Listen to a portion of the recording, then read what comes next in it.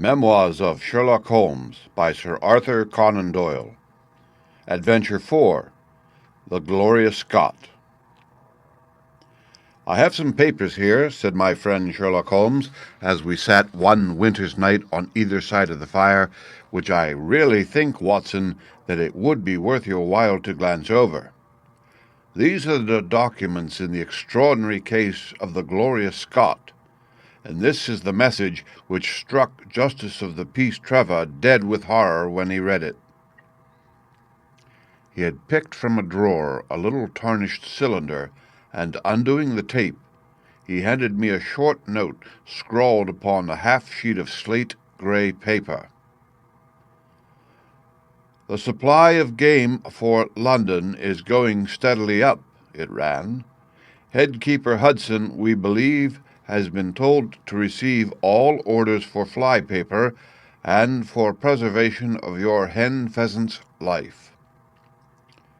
As I glanced up from reading this enigmatical message, I saw Holmes chuckling at the expression upon my face.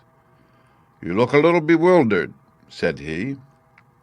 "I cannot see how such a message as this could inspire horror. It seems to me to be rather grotesque than otherwise." "Very likely. Yet the fact remains that the reader, who was a fine, robust old man, was knocked clean down by it as if it had been by the butt end of a pistol." "You arouse my curiosity," said I. "But why did you say just now that there were very particular reasons why I should study this case?" "Because it was the first in which I was ever engaged." I had often endeavored to elicit from my companion what had first turned his mind in the direction of criminal research, but had never caught him before in a communicative humor.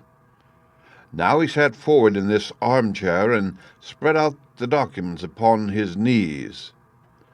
Then he lit his pipe and sat for some time smoking and turning them over. "You never heard of me talk of Victor Trevor?" he asked. "He was the only friend I made during the 2 years I was at college.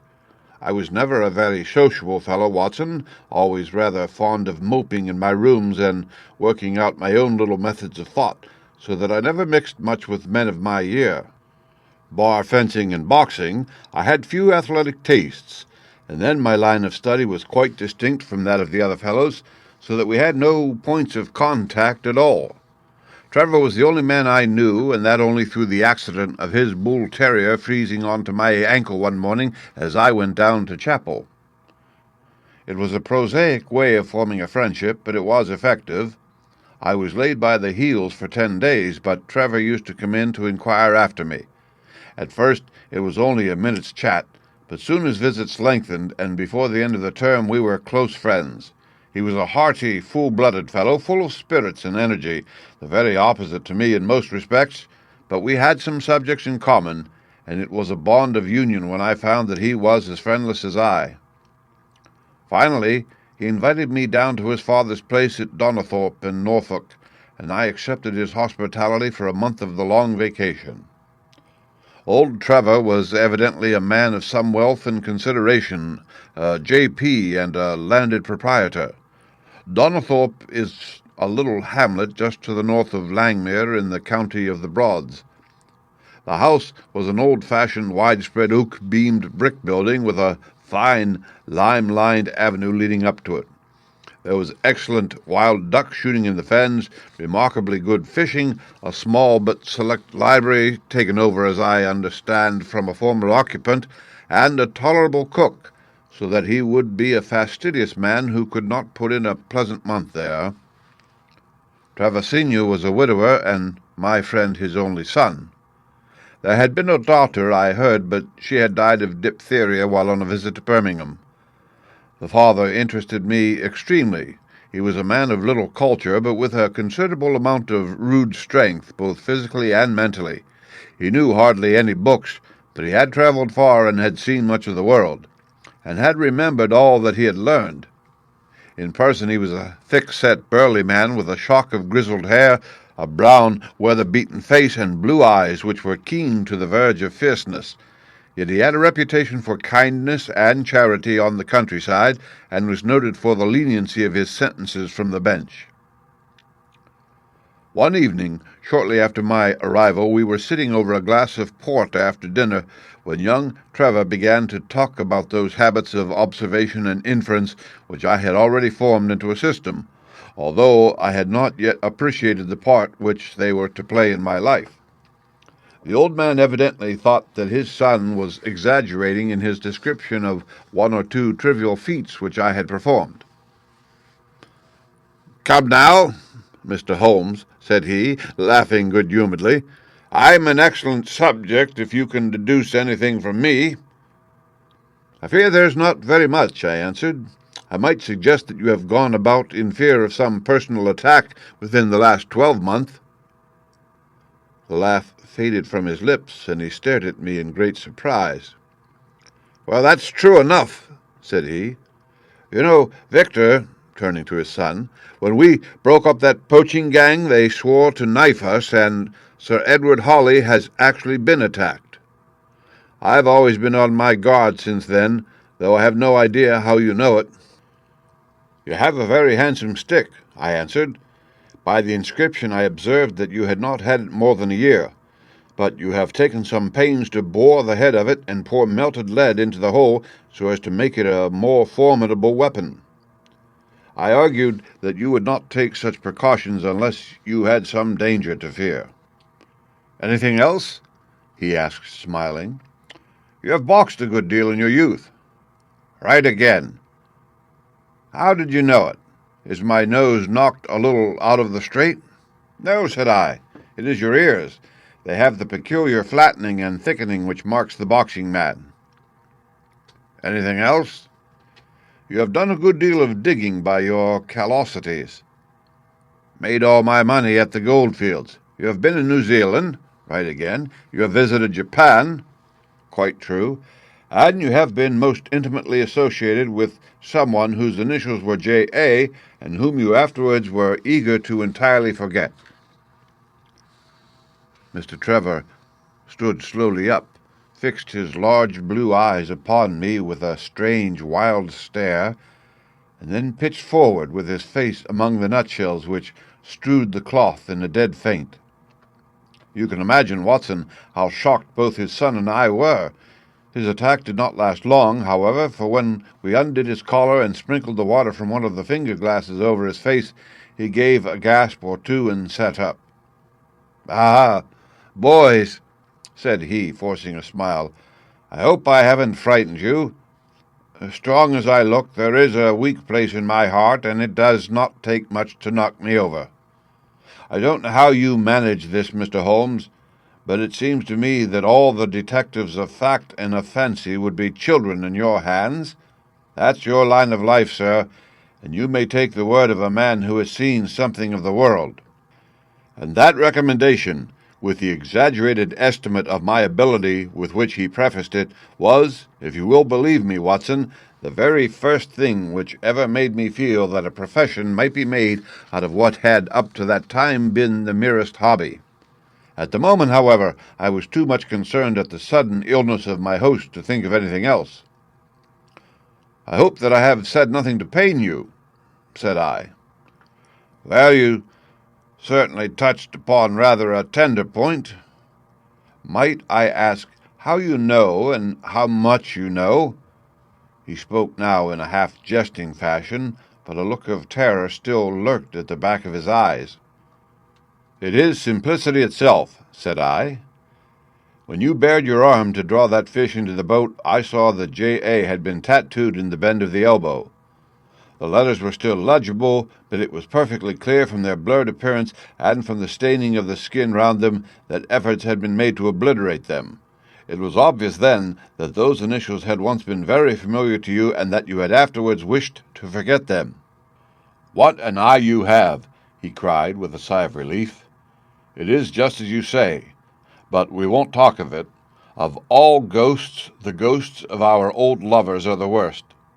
Come into the billiard-room and have a quiet cigar." From that day, amid all cordiality, there was always a touch of suspicion in Mr. Trevel's manner towards me. Even his son remarked it. "You've given the governor such a turn," said he, "that he'll never be sure again of what you know and what you don't know." He did not mean to show it, I am sure, but it was so strongly in his mind that it peeped out at every action. At last I became so convinced that I was causing him uneasiness that I drew my visit to a close. On the very day, however, before I left, an incident occurred which proved in the sequel to be of importance. We were sitting out upon the lawn on garden chairs, the three of us, basking in the sun and admiring the view across the Broads, when a maid came out to say that there was a man at the door who wanted to see Mr. Trevor. "What is his name?" asked my host. "He would not give any. What does he want, then?" "He says that you know him and that he only wants a moment's conversation." "Show him round here." An instant afterwards there appeared a little wizened fellow with a cringing manner and a shambling style of walking. He wore an open jacket with a splotch of tar on the sleeve, a red and black check shirt, dungaree trousers, and heavy boots badly worn. His face was thin and brown and crafty, with a perpetual smile upon it, which showed an irregular line of yellow teeth, and his crinkled hands were half closed in a way that is distinctive of sailors. As he came slouching across the lawn, I heard Mr. Trevor make a sort of hiccuping noise in his throat, and jumping out of his chair, he ran into the house. He was back in a moment, and I smelt a strong reek of brandy as he passed me. "Well, my man," said he, "what can I do for you?" The sailor stood looking at him with puckered eyes and with the same loose-lipped smile upon his face. "You don't know me?" he asked.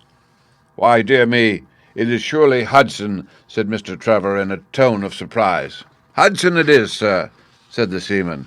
"Why, it's 30 year and more since I saw you last. Here you are in your house, and me still picking my salt meat out of the harness cask." "Tut, you will find that I have not forgotten old times," cried Mr. Trevor, and walking towards the sailor he said something in a low voice. "Go into the kitchen," he continued out loud, "and you will get food and drink. I have no doubt that I shall find you a situation." "Thank you, sir," said the seaman, touching his forelock. "I'm just off a 2-year in an 8-knot tramp, short-handed at that, and I wants a rest. I thought I'd get it either with Mr. Beddoes or with you." "Ah!" cried Trevor. "You know where Mr. Beddoes is?" "Bless you, sir, I know where all my old friends are," said the fellow with a sinister smile, and he slouched off after the maid to the kitchen. Mr. Trevor mumbled something to us about having been shipmate with the man when he was going back to the diggings, and then, leaving us on the lawn, he went indoors. An hour later, when we entered the house, we found him stretched dead drunk upon the dining-room sofa. The whole incident left a most ugly impression upon my mind, and I was not sorry next day to leave Donnithorpe behind me, for I felt that my presence must be a source of embarrassment to my friend. All this occurred during the first month of the long vacation. I went up to my London rooms, where I spent 7 weeks working out a few experiments in organic chemistry. One day, however, when the autumn was far advanced and the vacation drawing to a close, I received a telegram from my friend imploring me to return to Donnithorpe and saying that he was in great need of my advice and assistance. Of course, I dropped everything and set out for the north once more. He met me with a dog-cart at the station, and I saw at a glance that the last 2 months had been very trying ones for him. He had grown thin and careworn, and had lost the loud, cheery manner for which he had been remarkable. "The governor is dying," were the first words he said. "Impossible!" I cried. "What is the matter?" "Apoplexy, nervous shock.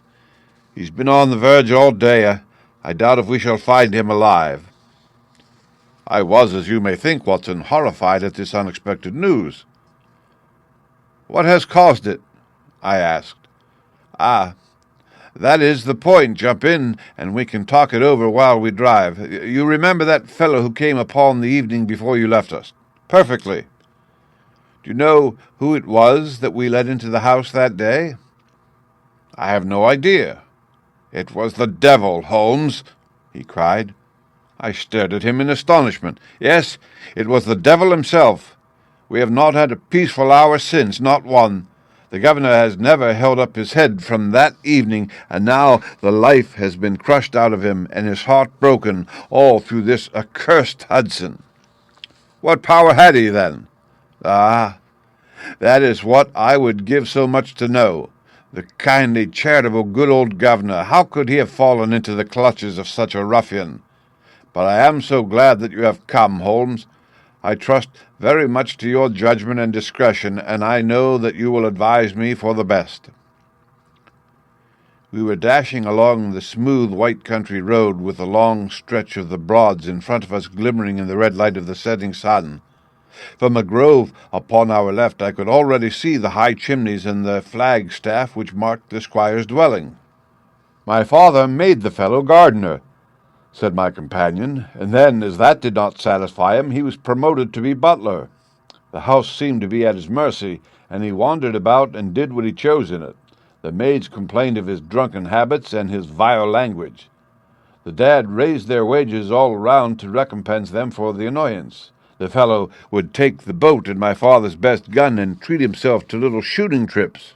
And all this with such a sneering and leering, insolent face that I would have knocked him down 20 times over if he had been a man of my own age. I tell you, Holmes, I have had to keep a tight hold upon myself all this time, and now I am asking myself whether, if I had let myself go a little more, I might not have been a wiser man. Well, matters went from bad to worse with us, and this animal Hudson became more and more intrusive, until at last, on making some insolent reply to my father in my presence one day, I took him by the shoulders and turned him out of the room. He slunk away with a livid face and two venomous eyes which uttered more threats than his tongue could do. I don't know what passed between the poor dad and him after that, but the dad came to me next day and asked me whether I would mind apologizing to Hudson. I refused, as you can imagine, and asked my father how he could allow such a wretch to take such liberties with himself and his household. "Ah, my boy," said he, "it is all very well to talk, but you don't know how I am placed. But you shall know, Victor. I'll see that you shall know, come what may. You wouldn't believe harm of your poor old father, would you, lad?" He was very much moved, and shut himself up in the study all day, where I could see through the window that he was writing busily. That evening there came what seemed to me to be a grand release, for Hudson told us that he was going to leave us. He walked into the dining-room as we sat after dinner, and announced his intention in the thick voice of a half-drunken man. "I've had enough of Norfolk," said he. "I'll run down to Mr. Beddoes in Hampshire. He'll be as glad to see me as you were, I dare say." "You're not going away in an unkind spirit, Hudson, I hope," said my father with a tameness which made my blood boil. "I've not had my apology," said he, sulkily, glancing in my direction. "Victor, you'll acknowledge that you have used this worthy fellow rather roughly," said the dad, turning to me. "On the contrary, I think that we have both shown extraordinary patience towards him," I answered. "Oh, you do you?" he snarls. "Very good, mate. We'll see about that." He slouched out of the room, and half an hour afterwards left the house, leaving my father in a state of pitiable nervousness. Night after night I heard him pacing his room, and it was just as he was recovering his confidence that the blow did at last fall. "And how?" I asked eagerly. "In a most extraordinary fashion. A letter arrived from my father yesterday evening, bearing the Fordingbridge postmark. My father read it, clapped both his hands to his head, and began running round the room in little circles like a man who has been driven out of his senses. When I at last drew him down on to the sofa, his mouth and eyelids were all puckered on one side, and I saw that he had a stroke. Dr. Fordham came over at once. We put him to bed, but the paralysis has spread. He has shown no sign of returning consciousness, and I think that we shall hardly find him alive." "You horrify me, Trevor," I cried. What then could have been in this letter to cause so dreadful a result? Nothing. There lies the inexplicable part of it. The message was absurd and trivial. Ah, my God, it is as I feared. As he spoke, we came round the curve of the avenue and saw in the fading light that every blind in the house had been drawn down. As we dashed up to the door, my friend's face convulsed with grief, a gentleman in black emerged from it. "When did it happen, Doctor?" asked Trevor. "Almost immediately after you left." "Did he recover consciousness?" "For an instant, before the end." "Any message for me?" "Only that the papers were in the back drawer of the Japanese cabinet." My friend ascended with the doctor to the chamber of death, while I remained in the study, turning the whole matter over and over in my head, and feeling as sombre as ever I had done in my life. What was the past of this Trevor, pugilist, traveller, and gold-digger, and how had he placed himself in the power of this acid-faced seaman? Why, too, should he faint at an allusion to the half-effaced initials upon his arm, and die of fright when he had a letter from Fordingham? Then I remembered that Fordingham was in Hampshire, and that this Mr. Beddoes, whom the seaman had gone to visit and presumably to blackmail, had also been mentioned as living in Hampshire. The letter, then, might either come from Hudson the seaman, saying that he had betrayed the guilty secret which appeared to exist, or it might come from Beddoes, warning an old confederate that such a betrayal was imminent. So far it seemed clear enough. But then, how could this letter be trivial and grotesque as described by the Sun? He must have misread it. If so, it must have been one of those ingenious secret codes which mean one thing while they seem to mean another. I must see this letter. If there were a hidden meaning in it, I was confident that I could pluck it forth. For an hour I sat pondering over it in the gloom, until at last a weeping maid brought in a lamp, and close at her heels came my friend Trevor, pale but composed, with these very papers which lie upon my knee held in his grasp. He sat down opposite to me, drew the lamp to the edge of the table, and handed me a short note, scribbled, as you see, upon a single sheet of grey paper. "The supply of game for London is going steadily up," it ran. "Headkeeper Hudson, we believe, has been now told to receive all orders for fly paper and for preservation of your hen pheasant's life." I dare say my face looked as bewildered as yours did just now when first I read this message. Then I reread it very carefully. It was evidently as I had thought, and some secret meaning must lie buried in this strange combination of words. Or could it be that there was a prearranged significance to such phrases as fly paper and hen pheasant?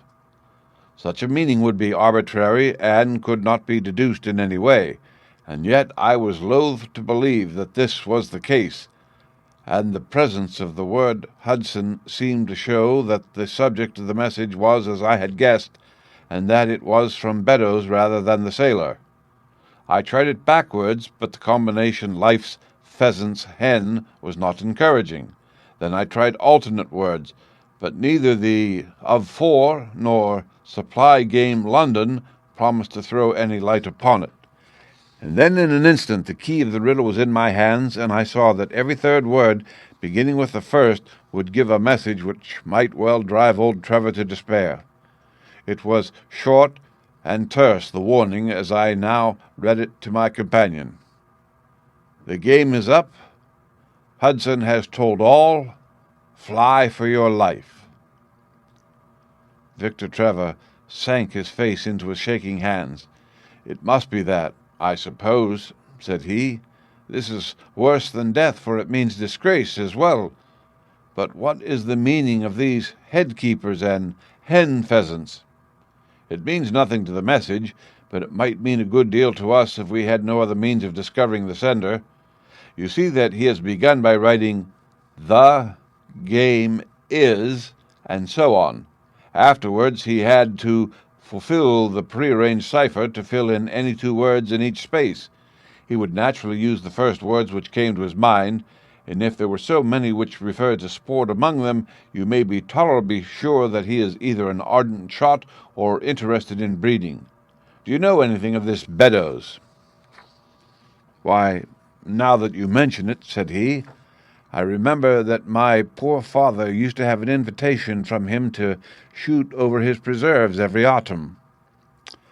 "Then it is undoubtedly from him that the note comes," said I.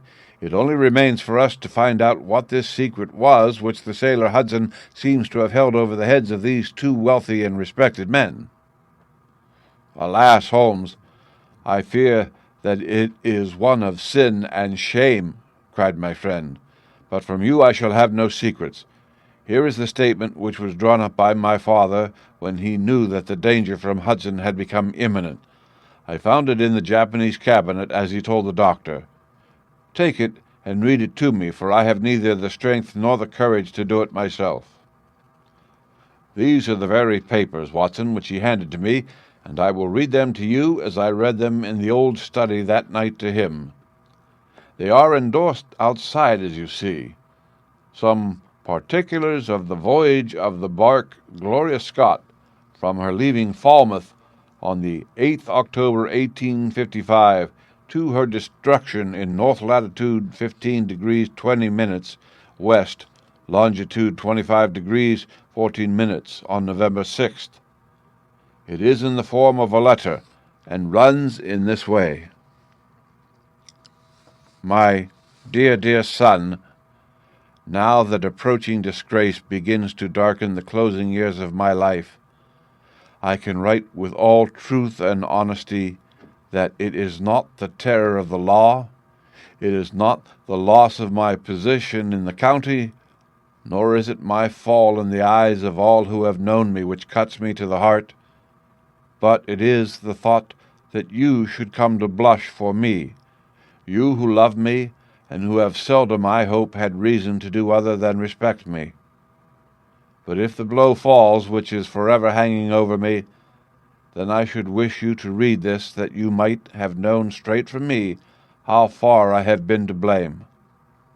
On the other hand, if all should go well, which may kind God Almighty grant, then if by chance this paper should be still undestroyed and should fall into your hands, I conjure you by all you hold sacred by the memory of your dear mother and by the love which had been between us, to hurl it into the fire and to never give one thought to it again." If then your eye goes on to read this line, I know that I shall already have been exposed and dragged from my house, or, as is more likely, for you know that my heart is weak, by lying with my tongue sealed forever in death. In either case, the time for suppression is past, and every word which I tell you is the naked truth, and this I swear as I hope for mercy. My name, dear lad, is not Trevor. I was James Armitage in my younger days, and you can understand now the shock that it was to me a few weeks ago when your college friend addressed me in words which seemed to imply that he had surprised my secret. As Armitage it was that I entered a London banking house, and as Armitage I was convicted of breaking my country's laws and was sentenced to transportation. Do not think very harshly of me, laddie.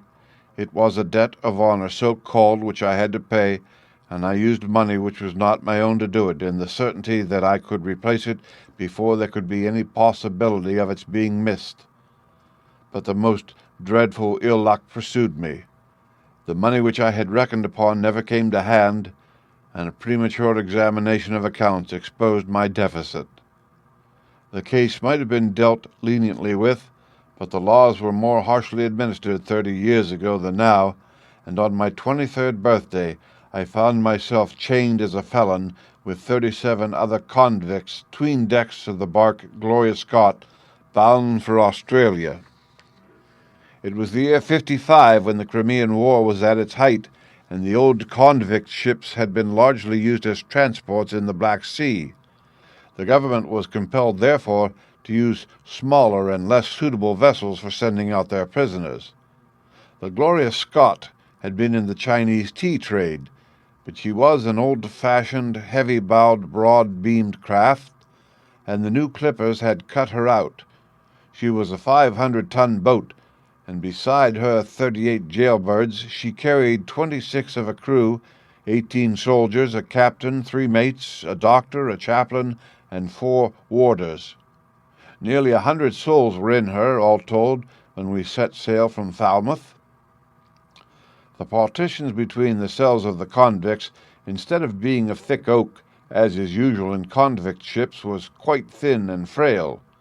The man next to me upon the aft side was one whom I had particularly noticed when we were led down the quay. He was a young man with a clear, hairless face, a long, thin nose, and rather nutcracker jaws. He carried his head very jauntily in the air, had a swaggering style of walking, and was, above all else, remarkable for his extraordinary height. I don't think that any of our heads would have come up to his shoulder, and I am sure that he could not have measured less than 6½ feet. It was strange, among so many sad and weary faces, to see one which was full of energy and resolution. The sight of it was to me like a fire in a snowstorm. I was glad then to find that he was my neighbor, and gladder still when, in the dead of night, I heard a whisper close to my ear, and found that he had managed to cut an opening in the board which separated us. "Hello, chummy," said he. "What's your name, and what are you here for?" I answered him, and asked in turn who I was talking with. "I'm Jack Prendergast," said he, "and by God, you'll learn to bless my name before you've done with me." I remembered hearing of his case, for it was one which had made an immense sensation throughout the country some time before my own arrest.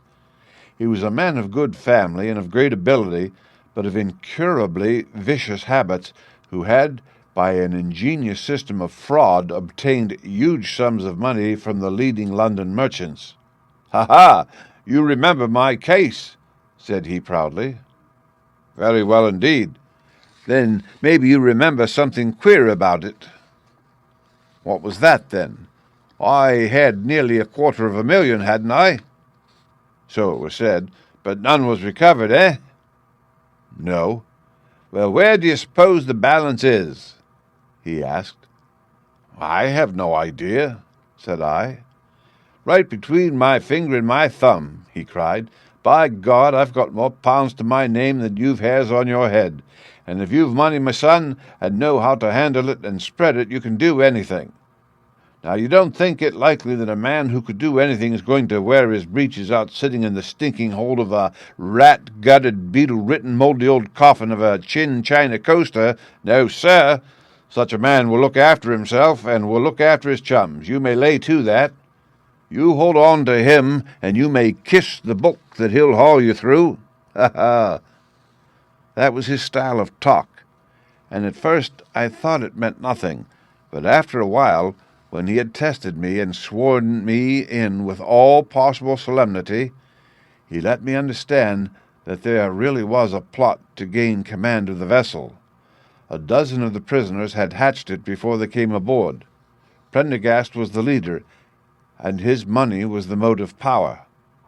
"I'd a partner," said he, "a rare good man, as true as a stock to a barrel. He's got the dibs, he has, and where do you think he is at the moment? Why, he's the chaplain of this ship.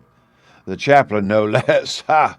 He came aboard with a black coat and his papers right, and money enough in his box to buy the thing right up from keel to main truck. The crew are his, body and soul. He could buy 'em at so much a gross with a cash discount, and he did it before ever they signed on. He's got 2 of the warders and Mirror, the second mate, and he'd get the captain himself if he thought him worth it." "What are we to do, then?" I asked. "What do you think?" said he. "We'll make the coats of some of these soldiers redder than ever the tailor did." "But they are armed," said I. "And so shall we be, my boy. There's a brace of pistols for every mother's son of us, and if we can't carry this ship with the crew at our back, it's time we were all sent to a young missus' boarding school. You speak to your mate upon the left tonight, and see if he is to be trusted." I did so, and found my other neighbor to be a young fellow in much the same position as myself, whose crime had been forgery. His name was Evans, but he afterwards changed it, like myself, and he is now a rich and prosperous man in the south of England. He was ready enough to join the conspiracy as the only means of saving ourselves, and before we had crossed the bay, there were only 2 of the prisoners who were not in the secret. One of these was of weak mind, and we did not dare to trust him, and the other was suffering from jaundice and could not be of any use to us. From the beginning, there was really nothing to prevent us from taking possession of the ship. The crew were a set of ruffians, especially picked for the job. The sham chaplain came into our cells to exhort us, carrying a black bag supposed to be full of tracts, and so often did he come that by the 3rd day we had each stowed away at the foot of our beds a file, a brace of pistols, a pound of powder, and 20 slugs. 2 of the warders were agents of Prendergast, and the second mate was his right-hand man. The captain, the 2 mates, 2 warders, Lieutenant Martin, his 18 soldiers, and the doctor were all that we had against us. Yet, safe as it was, we determined to neglect no precaution and to make our attack suddenly by night.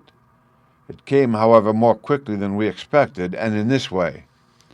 One evening, about the 3rd week after our start, the doctor had come down to see one of the prisoners who was ill, and putting his hand down on the bottom of his bunk, he felt the outline of the pistols.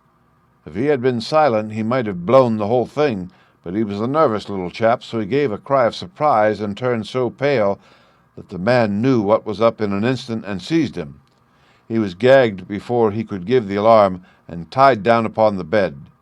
He had unlocked the door that led to the deck, and we were through it in a rush.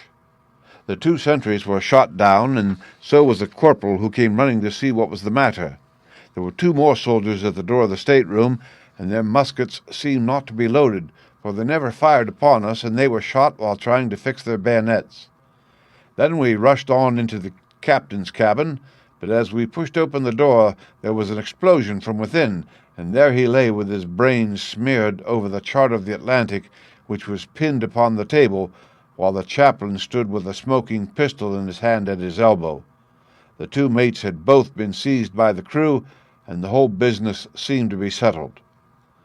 The stateroom was next the cabin, and we flocked in there and flopped down on the settees, all speaking together, for we were just mad with the feeling that we were free once more. There were lockers all round, and Wilson, the sham chaplain, knocked one of them in and pulled out a dozen of brown sherry. We cracked off the necks of the bottles, poured the stuff out into tumblers, and were just tossing them off, when in an instant, without warning, there came the roar of muskets in our ears, and the saloon was so full of smoke that we could not see across the table. When it cleared again, the place was a shambles. Wilson and 8 others were wriggling on the top of each other on the floor, and the blood and the brown sherry on that table turned me sick now when I think of it. We were so cowed by the sight that I think we should have given the job up if it had not been for Prendergast. He bellowed like a bull and rushed for the door with all that were left alive at his heels. Out we ran, and there on the poop were the lieutenant and 10 of his men. The swing skylights above the saloon table had been a bit open, and they had fired on us through the slit. We got on them before they could load, and they stood to it like men, but we had the upper hand of them, and in 5 minutes it was all over. My God, was there ever a slaughterhouse like that ship? Prendergast was like a raging devil, and he picked the soldiers up as if they had been children, and threw them overboard, alive or dead. There was one sergeant that was horribly wounded, and yet kept on swimming for a surprising time, until someone in mercy blew out his brains. When the fighting was over, there was no one left of our enemies except just the warders, the mates, and the doctor. It was over them that the great quarrel arose. There were many of us who were glad enough to win back our freedom, and yet who had no wish to have murder on our souls. It was one thing to knock the soldiers over with their muskets in their hands, and it was another to stand by while men were being killed in cold blood. 8 of us, 5 convicts and 3 sailors, said that we would not see it done. But there was no moving Prendergast and those who were with him. "Our only chance of safety lay in making a clean job of it," said he, and he would not leave a tongue with power to wag in a witness-box. It nearly came to our sharing the fate of the prisoners, but at last he said that if we wished we might take a boat and go. We jumped at the offer, for we were already sick of these bloodthirsty doings, and we saw that there would be worse before it was done. We were given a suit of sailor togs, each a barrel of water, 2 casks, one of junk and one of biscuits, and a compass. Prendergast threw us over a chart, told us that we were shipwrecked mariners whose ship had foundered in latitude 15 degrees and longitude 25 degrees west, and then cut the painter and let us go. And now I come to the most surprising part of my story, my dear son. The seamen had hauled the foreyard aback during the rising, but now as we left them they brought it square again, and as there was a light wind from the north and east, the bark began to draw slowly away from us. Our boat lay, rising and falling upon the long, smooth rollers, and Evans and I, who were the most educated of the party, were sitting in the sheets working out our position and planning what coast we should make for. It was a nice question, for the Cape de Verds were about 500 miles to the north of us, and the African coast about 700 to the east. On the whole, as the wind was coming round to the north, we thought that Sierra Leone might be best, and turned our head in that direction, the bark being at that time nearly hull down on our starboard quarter. Suddenly, as we looked at her, we saw a dense black cloud of smoke shoot up from her, which hung like a monstrous tree upon the sky-line. A few seconds later, a roar like thunder burst upon our ears, and as the smoke thinned away, there was no sign left of the Gloria Scott.